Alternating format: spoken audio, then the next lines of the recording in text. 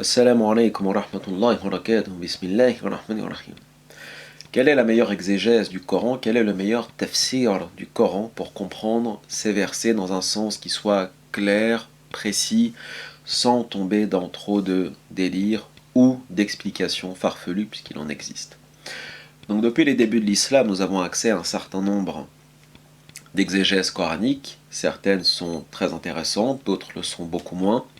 Certaines sont complètes, certaines sont très courtes, certaines sont détaillées, très détaillées, certaines sont résumées. On a vraiment toutes sortes de tafsir. On a nos tafsirs classiques à l'intérieur du monde sunnite, Ahl Sunnah wal Jama'a, on en a énormément. Les chiites ont aussi leur propre tafsir. Et puis les soufis, sur un socle sunnite, ont aussi leur tafsir, notamment d'une certaine façon celui de l'imam Razi Mafatih al-Ghaib, qui est un très bon tafsir, qui n'est pas soufi dans l'absolu, mais qui comprend un certain nombre, disons, de commentaires qui s'en rapprochent. Mais il y a notamment celui de l'imam Tustari ou Sulami, qui sont des tafsirs soufis assez intéressants, même si parfois aussi il y a quelques petits délires qui se sont infiltrés ici ou là dans l'exégèse. Bon. En termes de tafsir, puisqu'il en existe énormément, si on prend le tout premier, entre parenthèses, tafsir que nous avons, celui de l'imam al-Tabari, rahimahullah, qui est un tafsir complet, très complet, chargé, fortement chargé en commentaires, en exégèse. Puis on pourrait dire, enfin c'est pas on pourrait, c'est sûr que celui de Ibn Kathir, rahimahullah, qui suit, est un tafsir, disons, résumé, une espèce de mukhtasara du tafsir de l'imam al-Tabari. Par la suite, on a différents tafsirs qui vont voir le jour, notamment celui de l'imam al-Qurtubi, on a celui de Samarqandi, on a celui de l'imam al-Wahidi, on en a d'autres encore plus tard, Sheikh al-Alousi, Shawkani, Ibn Ashur, on retourne en arrière, on a notamment aussi celui de l'imam al-Barawi, on en a énormément des tafsirs sunnites. Encore une fois, certains sont détaillés, très détaillés, d'autres le sont beaucoup moins. Alors, tous ces tafsirs, les auteurs, les mufassirun, les exégètes de ces tafsirs, se sont imposés des règles pour, disons, expliquer le Coran. Si on prend le tafsir de l'imam al-Qurtubi, chaque tafsir est orienté en fonction des règles que l'auteur s'est imposées. Qurtubi, par exemple, elle fait un tafsir plutôt en termes d'interprétation des versets sur la croyance, donc un tafsir orienté plutôt ash'ari.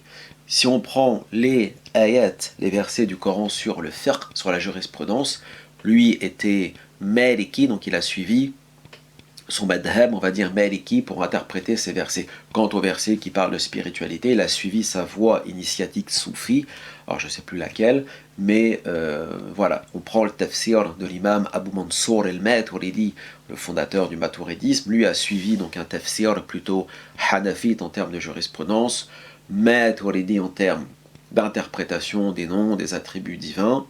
Par exemple, l'imam Razi, quant à lui, et c'est ça qui est très intéressant, c'est qu'il s'est imposé le fait d'utiliser peu ou très peu de hadiths pour interpréter son tafsir. Parce que là aussi, on a des tafsirs qui refusent d'interpréter le Coran par, disons, les hadiths du prophète, sallallahu alayhi wa sallam, et qui préfèrent soit directement mettre en avant les avis de leurs écoles ou donner leur opinion. Donc là, on est dans tafsir bira'i, par l'opinion. Parce qu'il existe aussi différents tafsirs. La plupart se sont imposés soit de suivre leur école de jurisprudence par rapport aux versets sur le fiqh. Certains ont suivi leur école théologique, Ash'ari, Maturidi, Athari, plutôt Salaf, genre l'interprétation qu'on donnait Malik, Abu Hanifa, Shafi'i, l'imam Ahmed, alayhim rahmatullah, sont les noms, les ayats mutashabihat, ambigus, etc.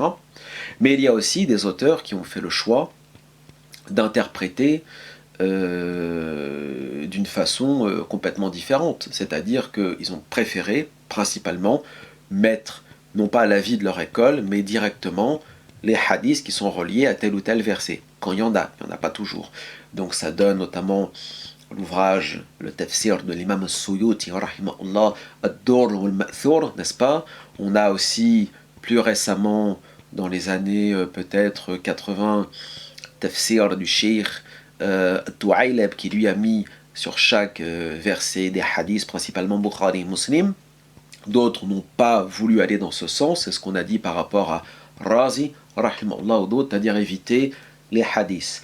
Plus récemment, un tafsir plutôt réformiste, celui de Hassan al-Turabi, où il a pris quasiment 0 hadith pour expliquer, sachant qu'il n'est pas complet son tafsir, il s'arrête à Surat Naml 27, n'est-ce pas pardon, pour expliquer les versets du Coran. D'autres ont donné directement leur opinion, sans hadith et sans passer par les avis classiques sur tel ou tel verset qui existe. D'autres ont pratiqué l'ijtihad, l'effort d'interprétation. D'autres ont donné, on l'a dit, un tafsir plutôt ésotérique, plutôt soufi des versets, Tustari, Soulami et bien d'autres encore. Et d'autres ont donné une lecture disons plutôt orienté, genre l'imam Tantawi, à ma connaissance, rahimahullah, a donné un tafsir centré sur les miracles du Coran, l'I'jaz, tout l'aspect scientifique qu'on peut relier au Coran. Il me semble que Sha'rawi, rahimahullah, a mis en avant un tafsir plutôt linguistique, où il a mis en avant tout l'aspect littéraire, la beauté, la pureté littéraire des versets du Coran, de l'arabe du Coran, etc. Donc chacun choisit son orientation sans sortir bien évidemment des fondements fondamentaux, fondamentalistes du Coran, de l'islam, c'est-à-dire qu'il y a des fondements qu'on ne peut pas renier, des finalités, des obligations, des interdits clairs. Et après ils ont choisi leur orientation pour donner leur bonne exégèse. Bon.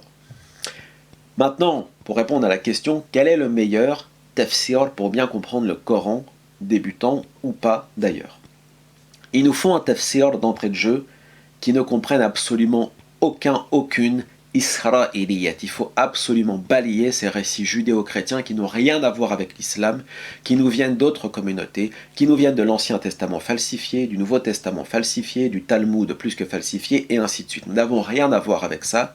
Le Coran est venu pour réformer justement ces anciens textes, réformer les textes falsifiés, divins ou pas, et balayer toutes les fables, tous les mythes, et toutes les affabulations des gens du livre, des païens, etc., pour recentrer sur le message tawhidi, c'est-à-dire du monothéisme pur, la bonne croyance authentique, loin des délires et loin des dérives de nos frères en humanité, qui sont chrétiens, juifs, etc., et loin de toutes les dérives aussi païennes et ainsi de suite. Donc il faut vraiment purger nos exégèses de ces récits judéo-chrétiens qui n'ont rien à voir avec l'islam et surtout qui ne reposent absolument sur rien. En termes d'authenticité, on ne peut pas, je suis désolé, s'imposer à un moment donné, comme certains réformistes le disent, une rigueur extrêmement stricte dans le choix des hadiths et rejeter les hadiths qui sont da'if, qui sont faibles, qui sont hassan, de bonne qualité, garder que les sahih et ainsi de suite, et puis à côté prendre des israéliyat qui reposent sur rien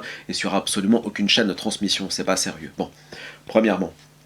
Deuxièmement, il faut absolument, là aussi, purger nos tafsirs, prendre un tafsir qui ne comprenne pas, qui ne contienne pas, disons, de ahadith qui ne soit pas sahih, qui ne soit pas authentique. Que le hadith soit ahad, rapporté par un ou deux compagnons du prophète, sallallahu alayhi wa sallam, ou mutawatir, rapporté par de très nombreux compagnons du prophète, 74, 80, peu importe, ça, c'est, comment dirais-je, je dirais pas un détail, mais dans un premier temps, ne pas se concentrer dessus, prendre au moins uniquement des hadiths qui sont déclarés sahih. Et tous les hadiths qui ne le sont pas n'ont rien à faire dans une exégèse, pas plus qu'à mon sens, et comme chez beaucoup de ulama, Cheikh Mohammed al-Ghazali et d'autres, n'ont rien à faire non plus dans le fiqh ni dans le soufisme. On doit se baser dans l'islam. Si on s'impose une rigueur qui soit salafi et non pas wahhabi, mais une rigueur rationnelle aussi intelligente, uniquement des textes authentiques, Coran, hadith, sahih, le reste ne vaut pas grand-chose. Et ça demande du courage aussi de la part des ulama actuels et puis des musulmans. Ensuite, on doit écarter tous les délires de tous les ulama qui sont partis dans des ijtihad complètement farfelus dans l'interprétation de tel ou tel verset. Par exemple, dans l'histoire de Sulayman alayhi salam, on a des ulama, des mufassiroun qui sont partis très loin, qui ont expliqué que le trône de Sulayman alayhi salam était remplacé par des djinns, par des diables ou par un enfant handicapé. Tout ça, ce sont des délires à moitié issus des israéliyat et des ijtihad qui valent absolument rien. Et ça aussi, il faut les rejeter. Donc en d'autres termes, le tafsir qu'on prend doit se baser premièrement, parce que le meilleur des tafsirs, Tafsir al-Qur'an, c'est tafsir al-Qur'an bil-Qur'an. Tafsir Coran par Coran. Ce sont les ayats muhkamat, claires, nettes et précises, qui expliquent les ayats mutashabihat, qui sont ambiguës. Ça, c'est la première des choses. La deuxième des choses, c'est prendre, ok, les hadiths qui sont les plus sahih, et même mutawatir, notoirement rapportés. Ensuite, rapporter, voir ce que les ulama ont dit. Si on est sur quelque chose qui est ma'loum min ad-din bid-darura, qui est connu de la religion par nécessité, qu'on ne peut pas renier, bon bah là, c'est l'avis communément admis, c'est pas l'ijma' des écoles, c'est pas ijma' disons mutawatir ou ijma' ahad d'un groupe de savants, c'est ijma' al-umma, c'est consensus de la nation musulmane, érudit ou pas, confondu. Et puis ensuite, si ce n'est pas le cas, eh bien, le rôle du mufassir, c'est de voir qu'est-ce qui a été mis en avant ou écrit en termes d'ijtihad, d'efforts d'interprétation par les savants à travers les siècles, de manière à faire prévaloir un avis intéressant sur un autre. Parce qu'il y a ikhtilaf, il y a divergence, il n'y a pas d'avis clair sur tel ou tel verset, etc. Donc par conséquent, c'est le rôle ici de l'exégète de choisir ce qui semble être le plus proche de l'esprit du Coran et des hadiths les plus authentiques, mais surtout du Coran. Parce que les hadiths ne sont pas le Coran, mais ça les musulmans ont beaucoup de mal à le comprendre. Donc voilà ce qu'il nous faut. Donc moi, qu'est-ce que je peux vous conseiller comme tafassir vraiment intéressant? Alors je ne dis pas qu'ils sont parfaits, je ne dis pas qu'ils sont très bons, je ne dis pas que tout ce qui est dedans est à prendre pour argent comptant, mais je dirais, je vais donner les tafassirs à mon sens qui s'en rapprochent le plus de ce que je viens de dire. Vous avez tafsir qui est malheureusement incomplet, c'est pas Razi qui l'a fait intégralement. Tafsir parmi les anciens de l'imam Razi, Mafatih al-Ghaib, que je pense très bon, assez rationaliste et intéressant et intelligent. Parmi les tafassirs, après qui vont être beaucoup plus récents, vous avez des classiques comme celui de Cheikh Ali Sabouni, Safwat al-Tafsir, qui est un très bon tafsir pour les débutants, qui est en 3 volumes, qui est très simple à comprendre, qui est très bon, et qui rejette totalement Israéliyat et récits peu authentiques. Vous avez aussi, alors je ne le conseille pas habituellement, mais il est très simple et très bon à lire, vous avez le Wajiz, le résumé du Cheikh Zuhayli, un cheikh syrien qui est mort il y a quelques années, rahimahullah, qui est assez bon. Je crois que c'est un tafsir en un tome qui est très simple à comprendre. Vous avez celui de Sheikh Maoudoudi, Tafhim al-Qur'an, qui est assez réformiste, assez bon. Pareil, tout n'est pas à prendre au sens littéral et tout n'est pas forcément bon à prendre, mais au moins il y a un effort qui avait été fait dans ce tafsir de rejeter des hadiths faibles, etc., des interprétations farfelues. Ça nous conduit au tafsir de Sayyid Qutb qui est très bon, qui est très spirituel, très poétique, qui est très profond, il y a beaucoup de sens. C'est un tafsir en même temps moderne, comme on dit, c'est une lecture dynamique, haraki du Coran, n'est-ce pas? Là aussi, on a très peu de hadiths qui sont cités, c'est centré autour du Coran. Pareil, on va nous dire, ah oui, mais Sayyid Qutb, etc. Je ne dis pas que tout est bon à prendre, mais en tout cas, c'est un tafsir, qu'on le veuille ou pas, qui est moderne, qui est réformiste, qui va à l'essentiel, qui rappelle les vrais fondements, les vraies finalités de l'islam. Après, il y a des choses avec lesquelles on peut ne pas être d'accord, mais ça, c'est un autre sujet. En tout cas, il n'y a pas d'Israéliyat dans ce tafsir. Ça nous conduit à un autre tafsir, celui de Rashid Rida, Tafsir al-Manar, qui est aussi excellent, qui contient une bonne partie, parce qu'il n'est pas complet aussi malheureusement, qui est issu des exégèses de Mohamed Abdou, n'est-ce pas? Et lui qui a complété, puisqu'il était son élève, en quelque sorte. Après, dans les tafsirs tout autant contemporains, vous avez donc celui du Cheikh At-Tu'aylab qui s'appelle Fathur Rahman ou quelque chose comme ça, qui est très bon. C'est un tafsir aussi assez simple, assez précis, je crois qu'il fait 5 ou 6 volumes. Donc c'est une exégèse sur chaque verset. Le cheikh a préféré apporter les interprétations les plus connues et les plus simples et les plus claires et y mettre principalement les hadiths les plus authentiques. C'est un tafsir assez simple. Pour ceux que ça intéresse, il est assez volumineux. Vous avez le tafsir de Ibn Ashur, qui est un classique aussi relativement réformiste et intéressant. Plus haut, en termes d'époque, on a celui du Sheikh Al-Alousi, je crois que c'est Ruh al-Ma'ani ou quelque chose comme ça, qui est un grand classique, qui n'est pas parfait, mais qui est aussi assez intéressant pour ceux qui veulent un tafsir qui ressemble presque à une encyclopédie.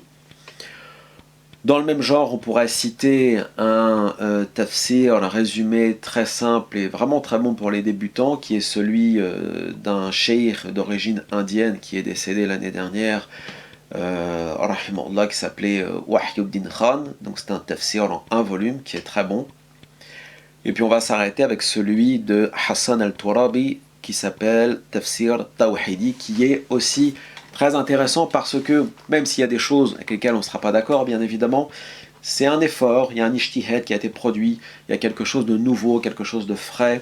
On essaye de résumer, d'aller au cœur, au sens des versets et pas de repartir, encore une fois, dans des délires ou des dérives du passé qui n'ont aucun sens, dans lesquels les musulmans s'enlisent, que ce soit des choses qui relèvent soit des israéliyat, comme on a dit, soit de superstitions, soit de récits qui ne sont pas authentiques, et ainsi de suite. Bon, il y en a d'autres qu'on pourrait citer qui ne me viennent pas forcément à l'esprit, mais voilà des tafassirs en tout cas que je peux conseiller. Malheureusement, la grande majorité ne sont pas en français. Je suis désolé, c'est comme ça.